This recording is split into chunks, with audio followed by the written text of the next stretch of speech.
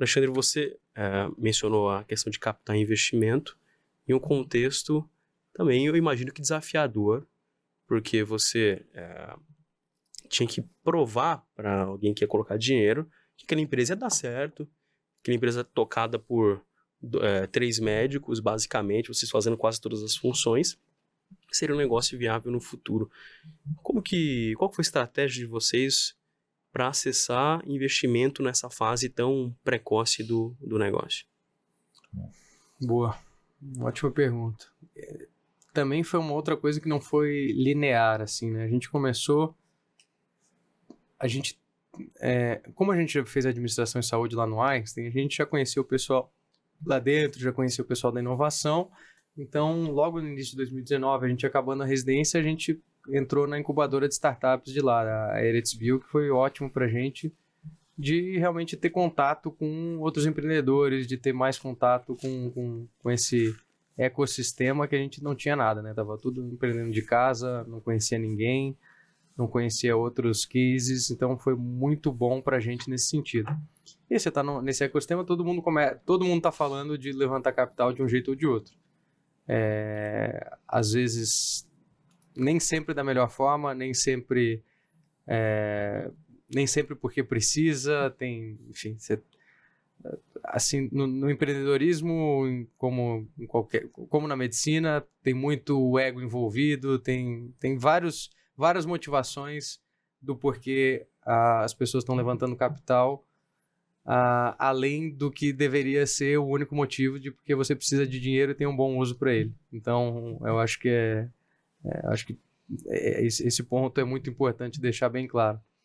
Então, a gente via o uso para esse dinheiro para a gente conseguir escalar, só que não tinha a menor ideia de como captar investimento. Então, a gente conversava muito com o Einstein sondava ali no sentido de avaliar se eles queriam colocar dinheiro, chegaram a oferecer, mas uma quantia muito menor do que a gente via que a gente precisava para realmente criar.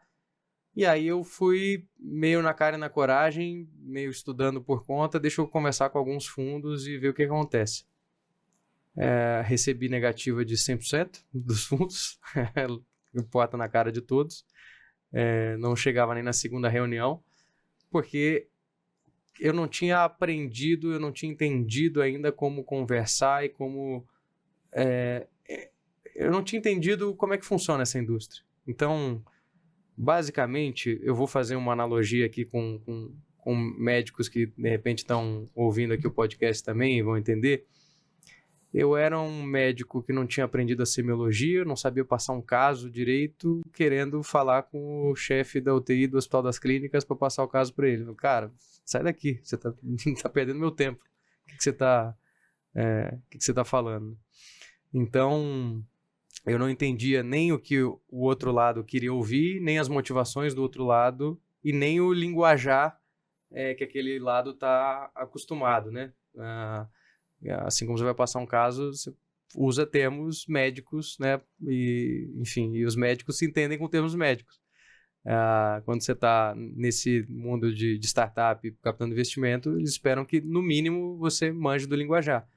Porque se ele resolver fazer uma aposta em você, ele sabe que você entrando nesse jogo de captar investimento, nesse track de venture capital, você vai provavelmente ter que levantar outras rodadas de capital, você vai ter que ter relacionamento com investidores, e se ele não cobrar isso, outros vão. Então, não adianta ele investir em você. Putz, eu acho que essa empresa aqui vai precisar levantar uma rodada grande. Putz, esse fundador precisa saber falar inglês fluente, porque ele vai ter que falar com um empreendedor, vai ter que falar com fundos fora do Brasil, porque não tem fundos muito grandes no Brasil para fazer essa rodada. Então, tem todas essas nuances que você aprende levando porrada, né? Aprende ali estando um pouco dentro do meio. Então, comecei a levar muita porrada. Um mentor nosso que, por acaso, foi para um fundo que a gente conheceu aí nesse ínterim que a gente estava na Eretz, falou, pô, acho que vocês... a visão estratégica, financeira, enfim, acho que não está não está azeitado ainda, mas eu vou apresentar uma pessoa para vocês que pode ajudar. E ele apresentou para a gente o Felipe Manzano lá atrás, que virou nosso CFO. Ele falou, pô, cara, parece que... Ele falou, pô, me mostra o modelo que você está aí vendendo para os fundos, tipo, o que você tem de receita atual, o que você está projetando de custos e despesas e tal. Deixa eu olhar e aí eu vejo se eu consigo te ajudar. Isso antes de se tornar o CFO. Não tinha a menor ideia do que era um modelo, tive que aprender no final de semana, fiz totalmente avacalhado, mas ele olhou e falou, cara, esses números aqui estão certos, fazem sentido? Eu falei, cara, tá. Ele falou, porra, então eu acho que eu consigo ajudar vocês. E aí, puta, ele entrou lá e nos ajudou com toda essa parte que eu comentei, pô, de realmente organizar as finanças, de, enfim, saber como se comunicar com o mercado. Já tinha alguns contatos também para a gente conseguir realmente fazer a nossa primeira rodada, que ainda assim a gente recebeu o não de todos os fundos, mas por acaso a gente encontrou investidores anjo que gostavam muito da tese, que queriam apostar, que fazia sentido, e aí a gente seguiu com os investidores anjo lá atrás. Mas do início ao fim de todo esse processo que eu falei, foram uns 9 meses. Então, Uau. 9 meses que a empresa precisava muito de mim, eu estava dedicando, na maior parte do tempo, mais de metade do meu tempo na semana focado em fundraising. Então, não é um negócio, vou falar que eu vou levantar investimentos, os investidores vão vir falar comigo. Não. A mídia romantiza muito, mas não tem nada disso. É a mínima parte das startups que consegue levantar capital, e dessa parte a maioria quebra nos primeiros anos. Então, não é um negócio fácil. Você tem que saber exatamente por que você está fazendo. Até porque você passa, a partir daí, a ter um negócio com a cobrança externa, né? Quando você não tem sócio investidor, você dita o ritmo, quer acelerar, quer frear. Com capital investido, você passa a ter você ganha, obviamente, que mais profissionalismo, você tem que reportar de uma maneira mais, como você mesmo aprendeu, uma maneira mais clara, profissional, mas também você tem alguém ali que quer estar olhando a tese de saída, né? O investidor, via de regra, ele entra já olhando a porta de saída, né? Claro. Já olhando o evento de liquidez. E o que muda na Medway depois de receber o primeiro investimento e vocês, eu imagino que conseguirem acelerar mais e desenvolver mais a empresa? Legal. Muito bom. Em questão até do profissionalismo, ele existe depois de você levantar capital, mas muita gente também romantiza isso. O que eu quero dizer? Vai ter mais, eu vou trazer um fundo top, eu vou trazer um investidor muito bacana que vai ajudar a gente a profissionalizar.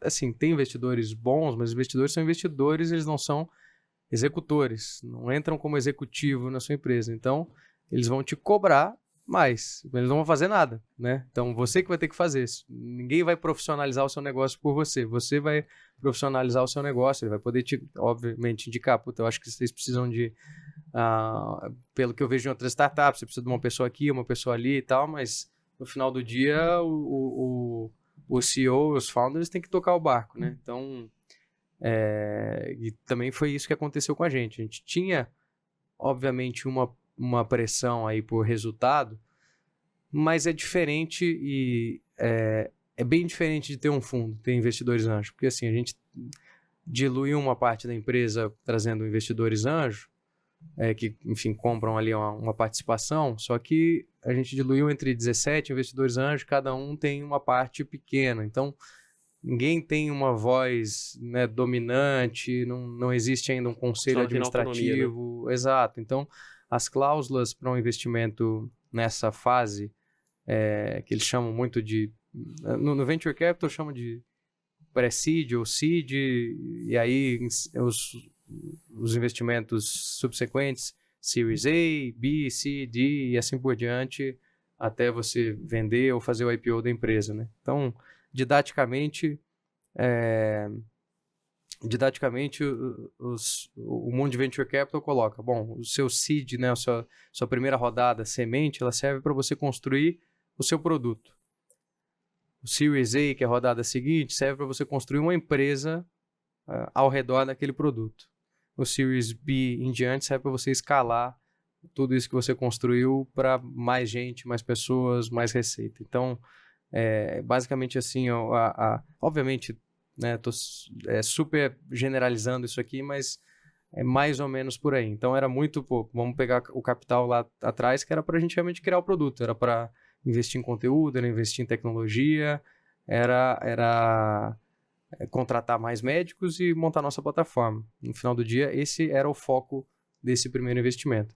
Profissionalizou com vários e vários tropeços nossos de, enfim, contratar errado, não cuidar da cultura no início, usar mal esse dinheiro que deveria ter usado melhor. No final do dia deu certo, mas não foi simplesmente entrar nos investidores e o negócio profissionalizou.